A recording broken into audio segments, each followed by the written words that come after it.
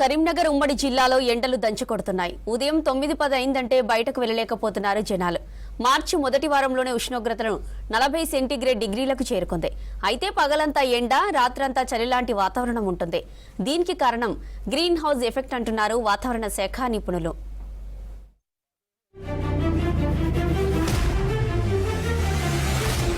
కరీంనగర్ ఉమ్మడి జిల్లా వ్యాప్తంగా వేసవి ప్రభావం తీవ్రంగా కనిపిస్తోంది. ఫిబ్రవరి 2వ వారం నుంచే ఎండలు మండుతున్నాయి. ప్రస్తుతం జిల్లాలో 38 నుంచి 40 డిగ్రీల అత్యధిక పగటి ఉష్ణోగ్రతలు నమోదవుతున్నాయి. రాత్రిపూట చల్లని గాలులు వీస్తూ ఉదయం పొగమంచు కమ్ముకుంటోంది.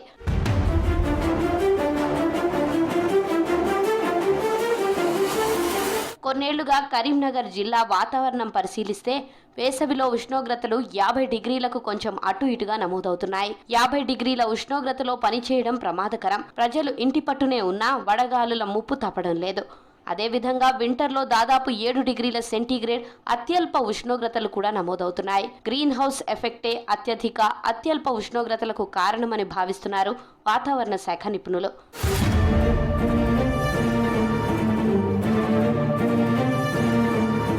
వాతావరణంలో 78% నైట్రోజన్, 21% ఆక్సిజన్ ఉంటుంది. ఇవి కాకుండా చాలా రకాల వాయువులుంటాయి. Nitrous oxide, carbon dioxide, methane వంటి వాయువులను గ్రీన్ హౌస్ గ్యాసెస్ అంటారు. ఉమ్మడి జిల్లాలో ఎన్టీపీసీ, జెన్కో విద్యుత్ ఉత్పత్తి సంస్థలున్నాయి. సింగరేణి గనులు, సిమెంట్ పరిశ్రమ, గ్రానైట్ క్వారీలు లాంటివెన్నో ఇక్కడ ఉన్నాయి. అందుకే ఈ ప్రాంతాల్లో గ్రీన్ హౌస్ గ్యాసెస్ ప్రభావం పెరుగుతున్నట్లు గుర్తించారు వాతావరణవేత్తలు.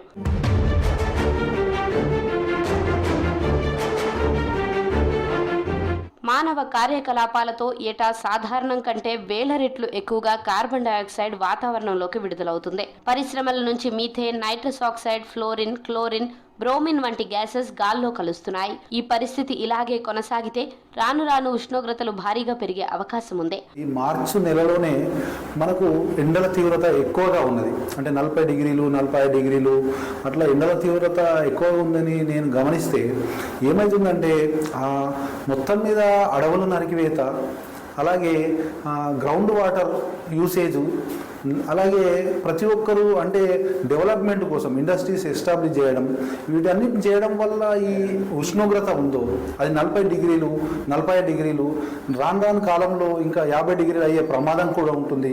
ఇప్పటికే జిల్లాలో ఏటేటా వడదెబ్బ మరణాలు పెరుగుతున్నాయి. అధికారిక లెక్కల ప్రకారం 2023లో 52 మంది ప్రాణాలు కోల్పోయారు. 2024లో 78 మంది చనిపోయారు. ఈసారి ఈ సంఖ్య మరింత పెరగవచ్చని ఆందోళన వ్యక్తం చేస్తున్నారు స్థానికులు. ఏప్రిల్, మేలో, దాదాపు జూన్లో కూడా ఎక్కువ ఎండలను చూసేవాళ్ళం. కానీ ఇప్పుడు చూసేసరికి మనకు మొన్న ఫిబ్రవరి నుండే స్టార్ట్ అయిపోయాయి ఎండలు. ఇప్పుడు వచ్చేసరికి ఇంకా ఎక్కువైపోయాయి. ఇప్పుడు దాదాపు 40 డిగ్రీల దగ్గరకు వచ్చేసాము. ముందు ఇంకా ఎంత ఘోరంగా ఉంటుందో మనకు కూడా అర్థం కాని పరిస్థితి ఉంది. ఇదన్నిటికీ కారణం ఏంటి అంటే ఈ చెట్లు నరకడమే కాకుండా ఈ గుట్టలు కూడా మాయమైపోతున్నాయి.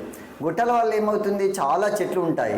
ఆ చెట్లు, అడవులు, పచ్చదనం వల్ల ఏమవుతుందంటే మనకు మంచి వాతావరణం అనేది ఏర్పడుతుంది. మంచి వర్షాలు అనేవి మనకు కురుస్తాయి. అయితే గుట్టలను తవ్వేయడము మరియు పంట వ్యర్థాలను కూడా కాల్చడం అనేది ఈ రోజులు ఎక్కువైపోయింది. మార్చి మొదట్లోని ఎండలకే జనాలు ఆందోళన చెందుతున్నారు. ఏప్రిల్, మే నెలల్లో ఇక చెప్పనవసరం లేదు. ఎవరికి వారే జాగ్రత్తలు తీసుకుంటూ ప్రాణాలు కాపాడుకోవాల్సిన అవసరం ఎంతైనా ఉంది.